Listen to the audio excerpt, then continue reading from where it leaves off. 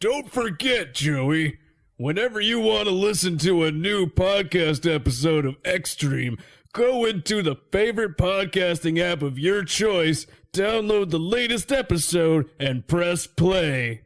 Okay, got it. And don't forget, the sky is blue. It won't be after I'm done with it.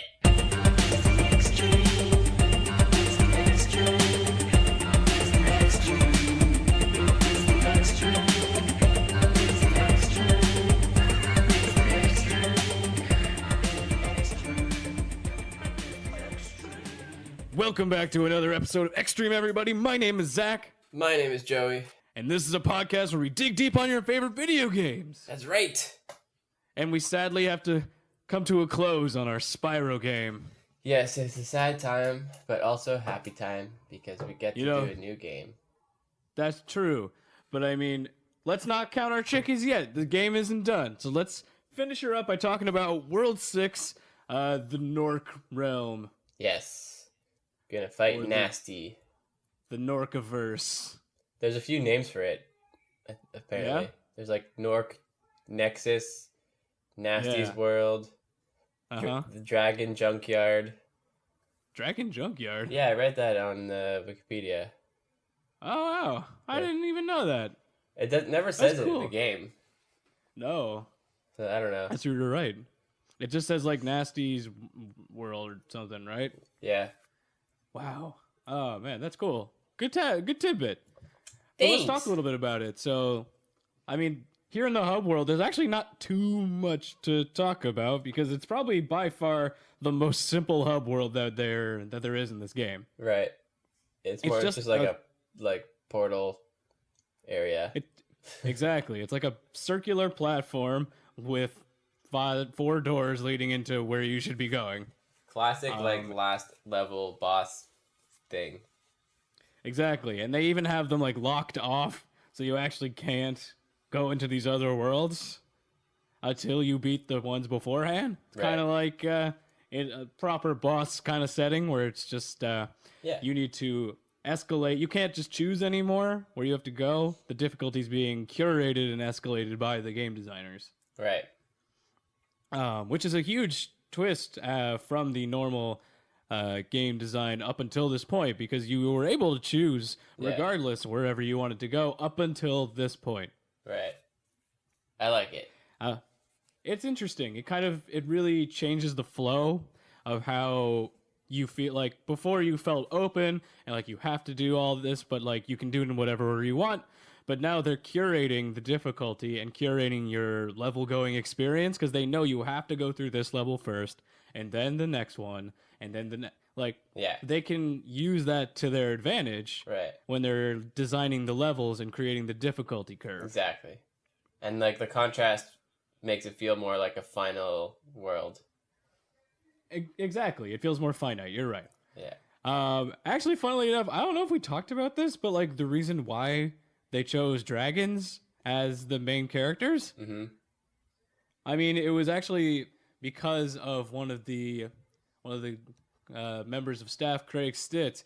We actually have a quote for that. Why don't we put that in, Paul? Can you be a gem and give me that beauty clip? Craig Stitt said, I've always wanted to do a game about a dragon. I've always loved dragons. To me, they are just the greatest creature. I mean, it's the combination of a Tyrannosaurus Rex with wings and breathes fire. I mean, you've got the best of everything in a dragon. And immediately everybody said, yeah, that's it. Because dragons can fly, they can run, they can flame, they can jump, they can do anything, and they're cool. Thank you, Paul. That was the quote I wanted. Thank you.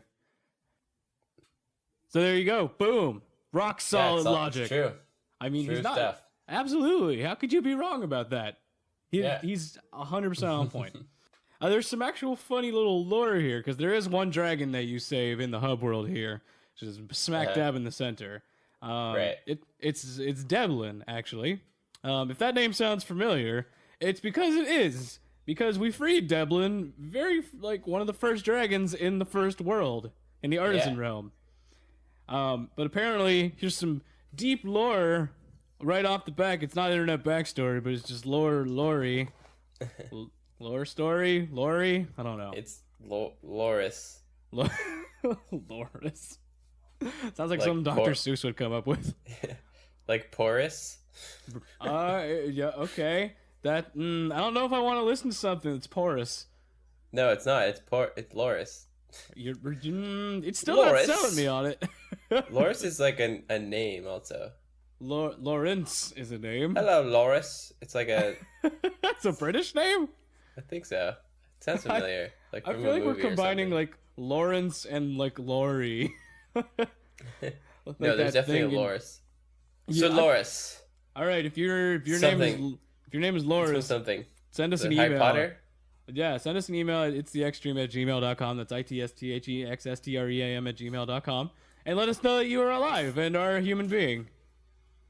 Or not. Maybe you're like a sentient animal that knows how to type out emails. That would be cool too. I would want to know about that. Yeah, please.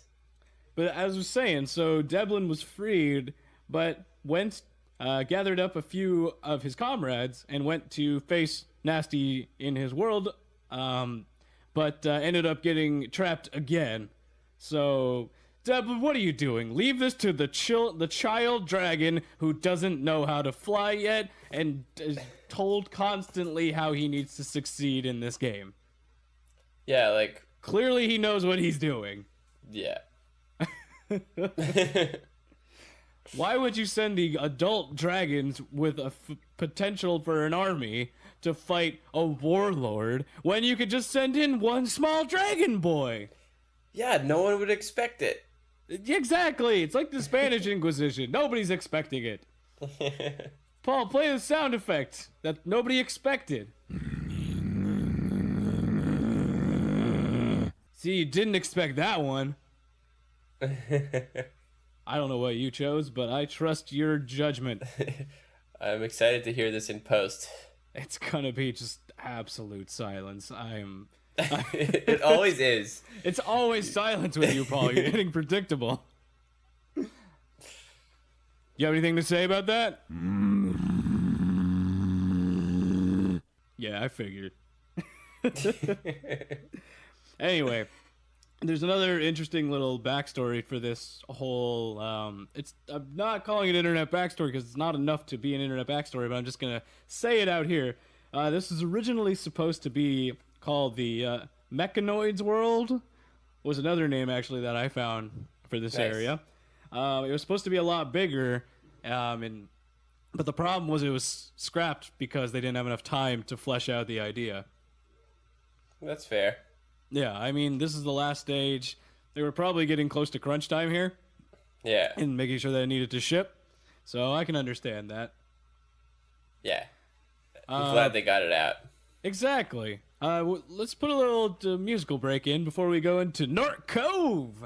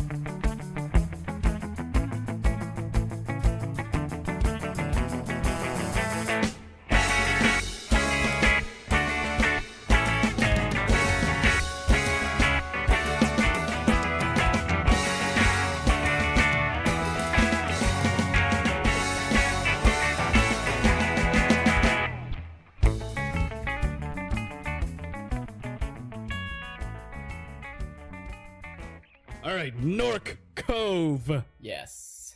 Guess what, Joey? You know what this stage is full of? Um, Can you take a guess? Can you take a guess? underpants? Well, yes, actually, you're 100% right on that one, but it's also full of one other thing, and that's conveyance. Oh. It's full to the brim of my favorite gaming thing in the entire world. It's conveyance. Jerem, you came back for our last episode in Spyro. And he heard the word conveyance, and he was like, "Yeah, exactly." He was just summoned by the word. If he hears it like 3 times, like Beetlejuice, does he just appear? What is that true, Jerem? Oh, I didn't know. Okay, Yeah. cool. I'll keep that in mind for next time. Yeah.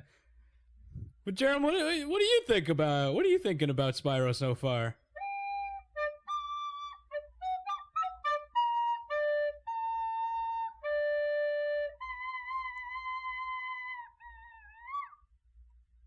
Wow, that was a very succinct and Yeah. thought-provoking analysis. Yeah.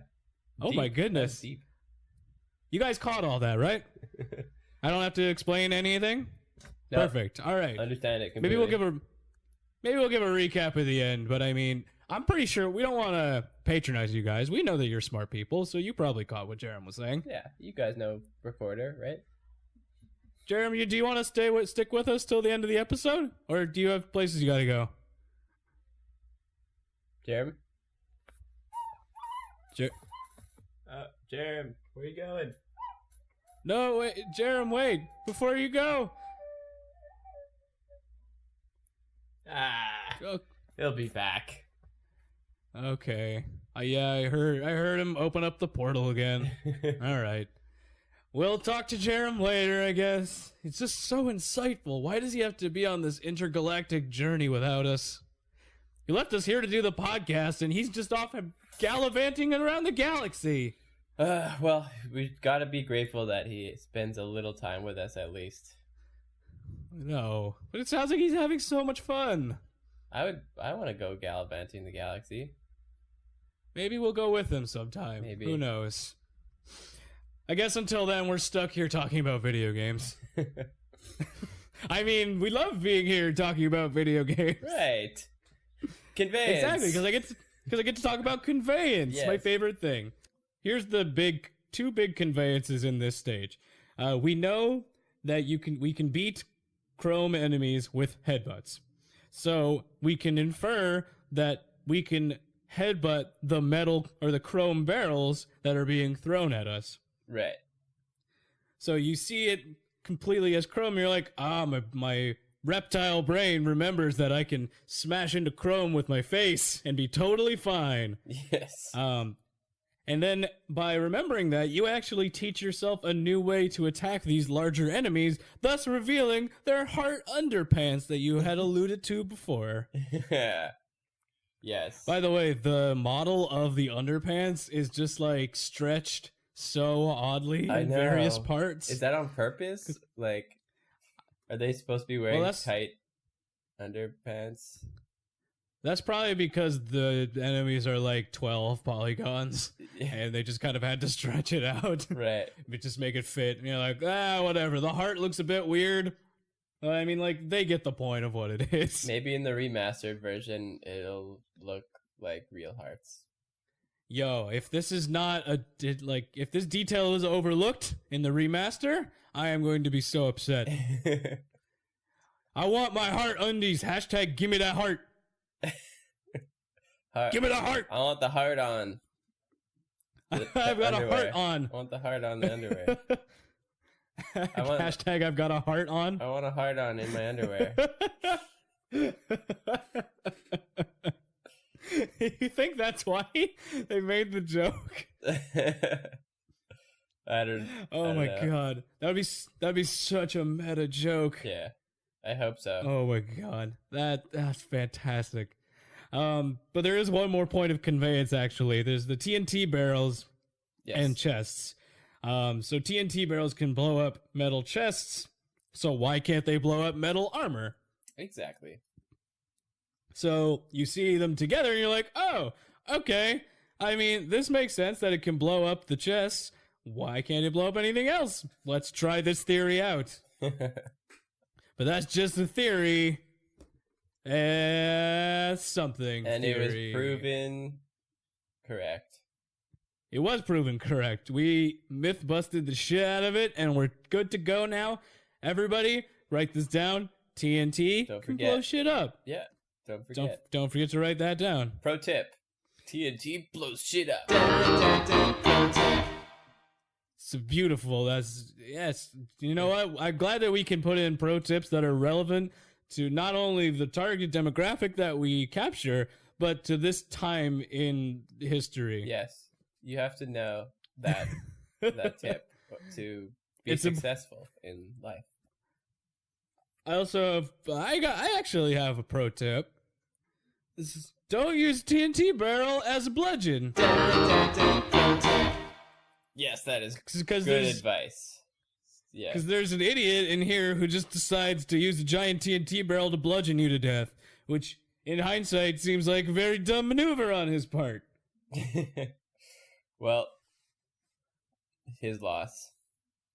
Exactly. But actually, there's another quote here, not quote, but I want to put it in. It's a moment in this stage. There's a reference to an older PS1 game, Parappa the Rapper. Do you remember that one? No. Okay, so just for you guys who don't know, this is an old game, it's a rhythm game, where you would be playing this up-and-coming, like, child rapper, where you're basically, like, repeating what other rappers are saying. This isn't like you're repeating, like, Tupac and Biggie. It's like repeating, like, random anime characters who tell you to, like, kick and punch and, like, turn left and drive a car and shit. It makes more sense in the context of the game. Sounds so 90s. But yes, it is. It is a lot of fun. I'd recommend playing it if you have a moment. It's like a quick game. But there's a reference to it here. Actually, we'll play the clip. So play the clip, Paul. Yeah, I know. I gotta believe. So there you go. You just gotta believe. Gotta believe. I do believe. But moving on through the stage, though, they're very keen in this level in particular about these chain reaction kills. Where you take down one enemy and then by virtue something explodes and it takes out the next enemy, so on and so forth. Right. I don't really think they did this in any other stages from what I remember. Do you remember anything like that happening? No. There's not much TNT or anything in the other levels. That's the thing. This world seems very advanced comparatively to the other worlds. It's true. Everything else is like magic, and this is like physics. This is technology. Yeah. Yeah, so when I say advanced, I mean technologically advanced. Yeah. And they don't have a fucking magic cannon. So, I mean, how advanced can they be? Right. True. Magic is the most advanced, really. Exactly. That's even more advanced than technology, especially considering they combine the best of technology, a cannon, with the best of magic, being able to use magic.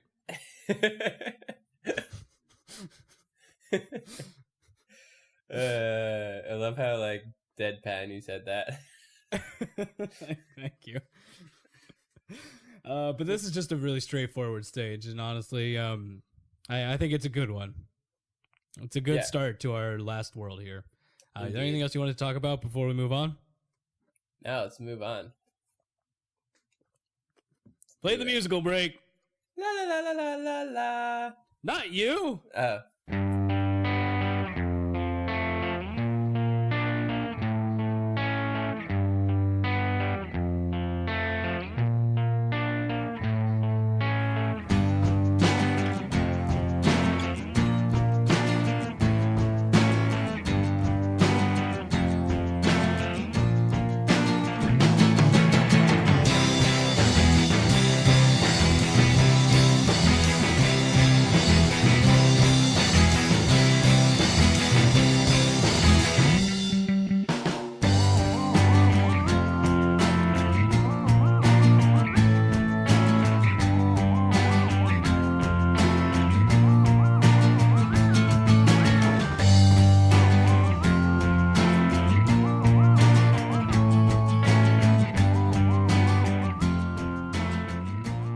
Welcome to Twilight Harbor.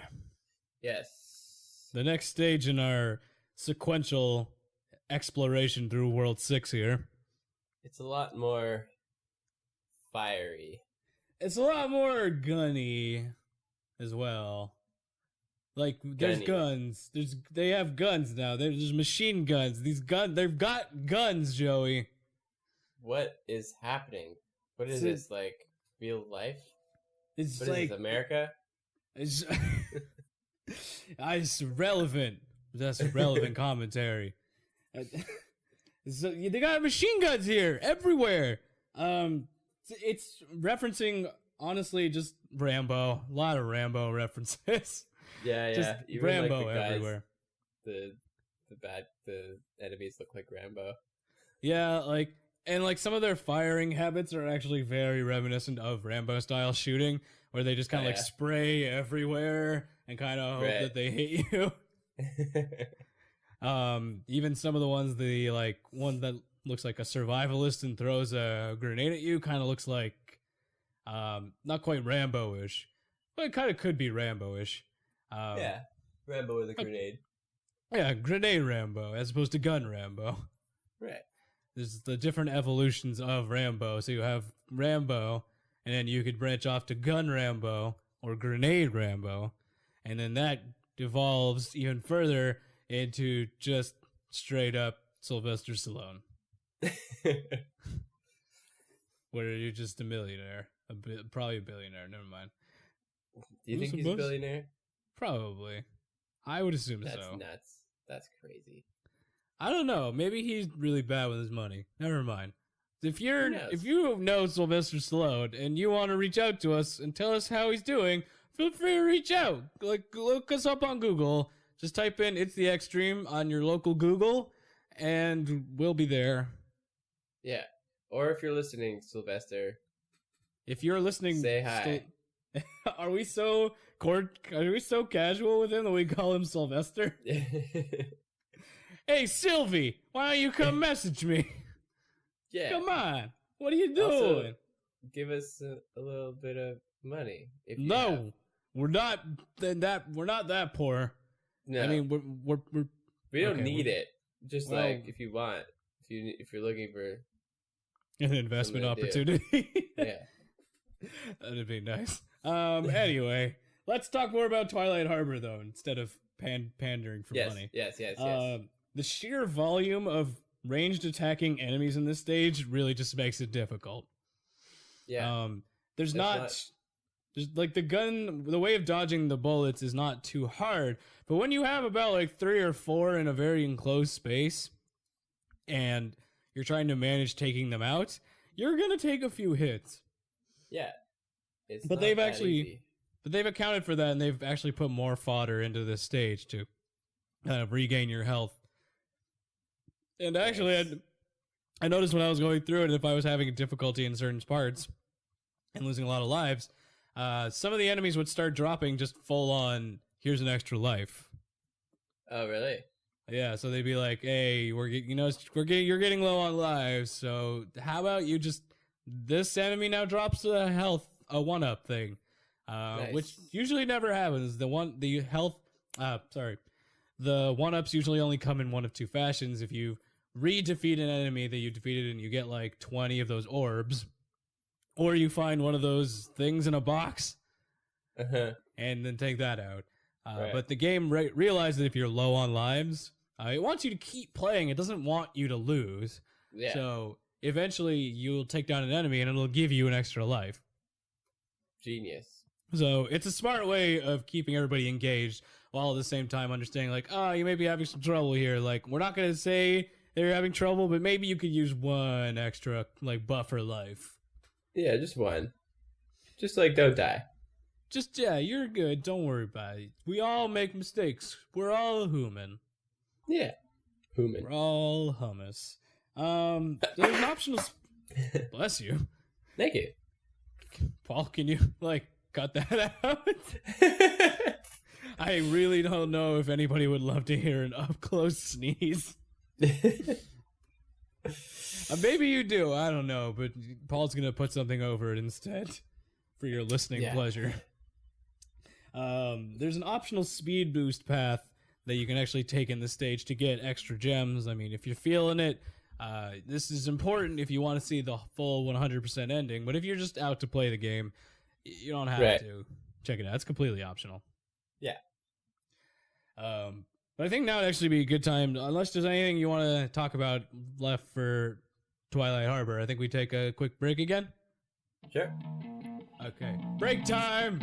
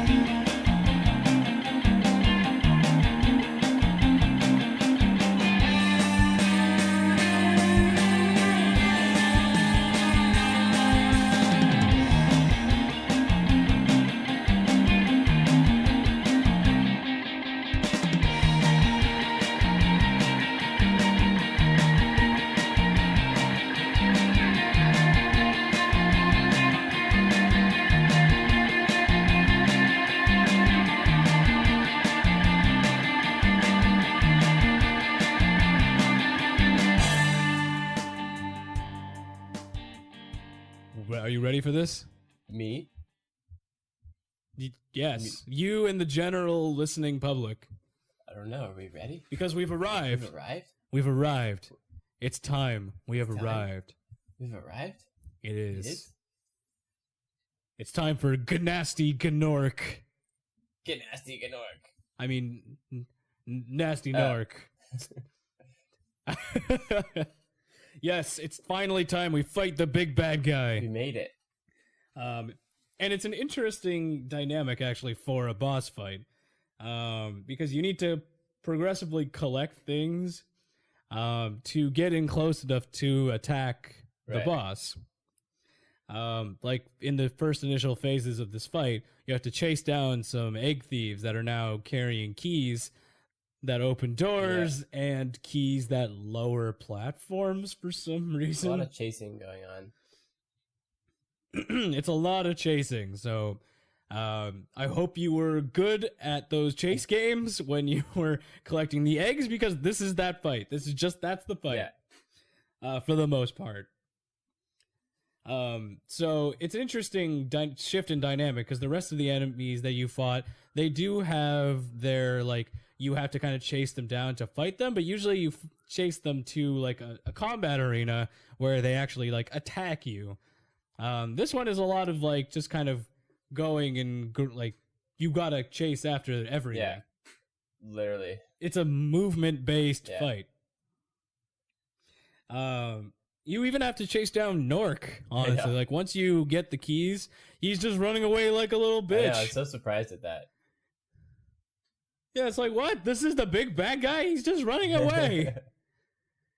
Even like Dr. Shemp didn't run away.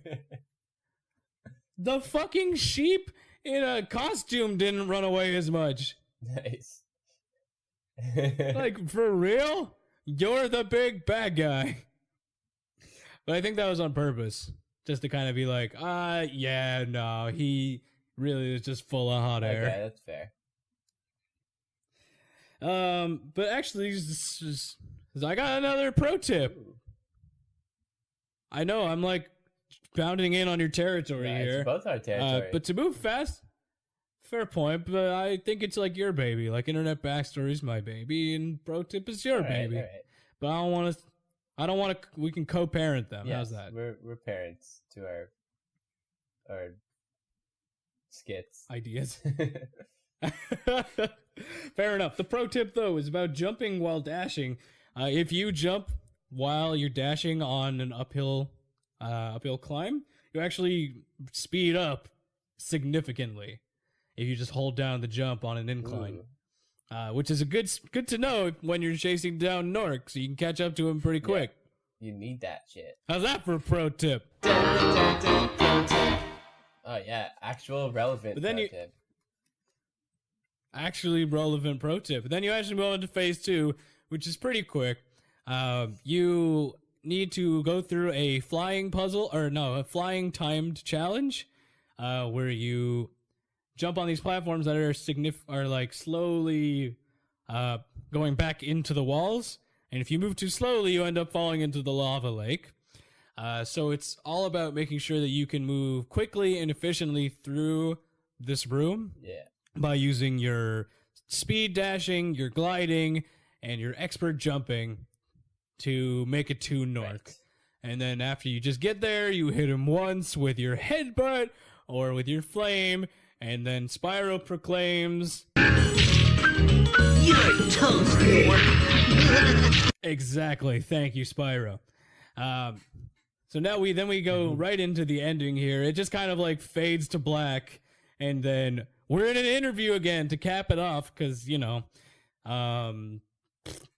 it's Spyro. We started off with an interview. We may as well end with an interview. Actually, funnily enough, I don't know if we talked about this, but I think we should have a little quote here about how they actually came to create Spyro. Thanks to one of the people on the team, who actually created Spyro, was Charles Zambilis. I want to hear from him about, creating Spyro. They knew that it was they wanted to do a dragon based game, but they really weren't sure what the dragon was going to be. I recall that we were kind of thinking along the lines of doing something where the dragon would be, like a more mature adult kind of creature. As I was, like coming up with concept drawings, was like kind of an evolution of thought. I was kind of like educating the people I was working with about ways of establishing and developing, design appeal in a character. There was kind of a consensus that developed of making the character look cuter, more like childlike as opposed to an adult. Because my original drawings of Spyro, at least some of them included, like a big dragon. He was like a big dragon. Sometimes he'd be kind of bulky, and I was really playing around with all sorts of different attitudes. Like I was doing versions of him where he was kind of a wacky, crazy, insane type of dragon. And eventually we got to the point, and it didn't take very long because I designed Spyro. We came up with I came up with like the final version of Spyro very quickly. While we were going through this whole process, we just kind of thought we'd try doing him with this appealing design, but that he would be kind of bratty, like a bratty little 8 or 9 year old, that kind of thing. And that's how Spyro kind of came about. Like the final. So there you go. And then the interviewer actually asks Spyro, if you have anything left to do.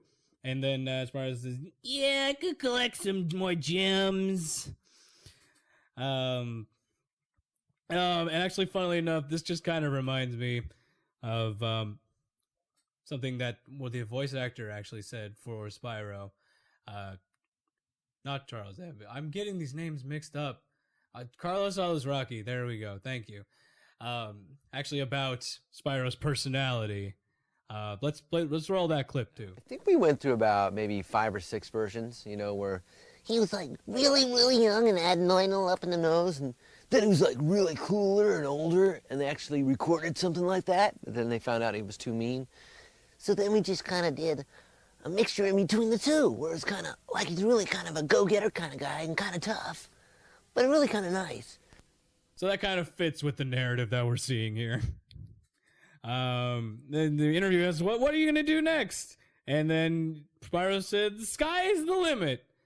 And then that's confirmed. Skylanders is confirmed in 1998, even though Skylanders came out in the late 2000s. So they already had the idea. It's confirmed here first. You've heard it, folks. But then it runs through the credits, and obviously everybody was fantastic on the team. Yes. I want to give shout outs again to Mark Cerny, Craig Stitt, Al Hastings, Brian Hastings, Alain Madren, Charles Zambilis, Matt Whiting, Chuck Suong, a lot of people on here that I'm even probably missing. Amy Blair. There's a ton of people on here that did a fantastic job of making Spyro come to fruition. So fantastic job, you guys. You deserve all the credit in the world. And then at the end, it actually just has a little disclaimer. No sheep were harmed in the making of this game. But then it goes on to say, ... a few norks, but no sheep. Yeah. Gotta end with a little Which is a laugh. funny little... Of course. I mean, this whole game has just been about poking fun. So why not have a little fun in the end credits? And that's totally it. Just play the outro. The music. There's more things. There's a post game. There's a whole other set of shit to do. You have to collect everything now. You collect all the dragon eggs. You collect all the dragons. You collect all the gems. You collect all the shit and get 100% completion, and then you get access to the last level in the game, Nasty's loot. It's amazing. This is the best fucking level in the game. It's a siren. It's a great send off to those of you who put all the time into this game. And let me explain why. This is the only level where you can fly around freely without the restrictions of the timed flying puzzles. Yeah. And you get to go around and explore all the shit. It's just a combination of everything.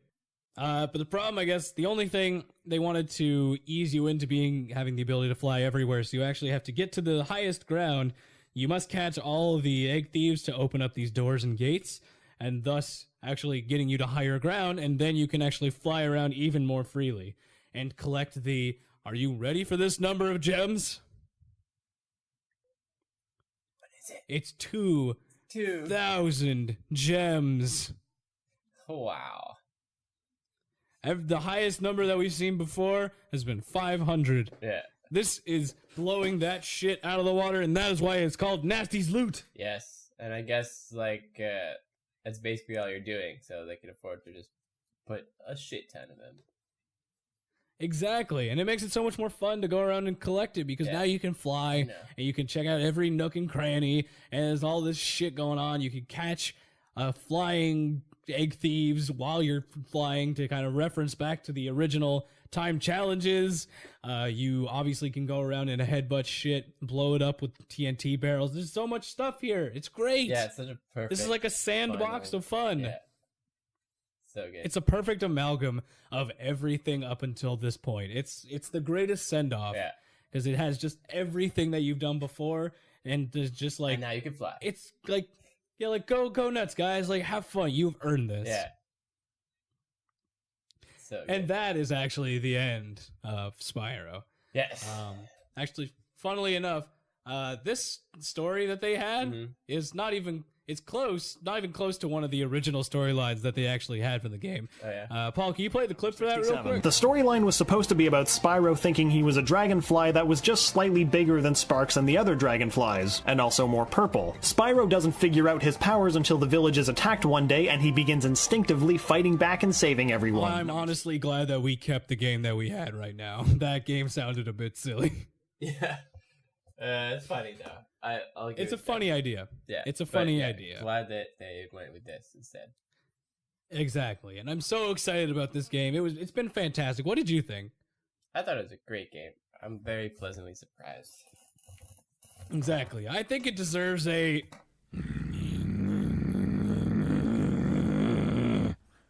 out of... It's actually, thank you, Paul. Thank you for agreeing with me. It's a fantastic game. I honestly recommend it. It has its faults. Like we said, I mean, there's some parts where it just feels like you're being handheld a lot of the time. But I mean, if you're looking for an old school, like, collect-a-thon style game with a lot of charm to it, I would highly recommend it. And honestly, this is a good time to check it out because they're doing a remaster or reigniting the trilogy. And that's going to be coming out in a few weeks. True that. So you can get Spyro 1, 2, and 3 in this trilogy, and this all updated graphics. The gameplay, the control scheme has been updated for a modern console. There's never a better time than when this comes out. So I would recommend checking it out. Me too. Me too. But that's all I got right now.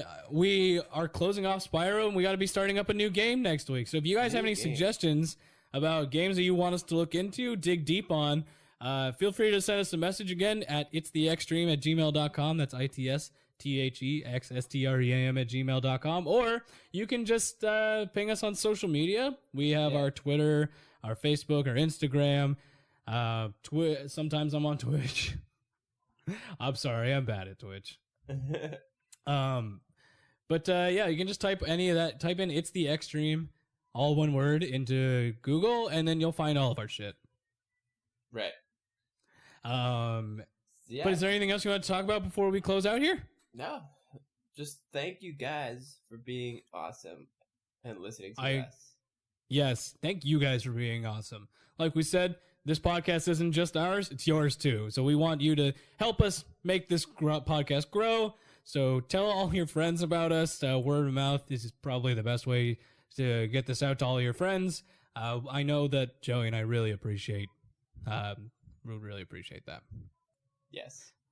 But we'll be back next week with a whole new game. Again, if you guys have any suggestions, just feel to reach out, or we'll keep on picking.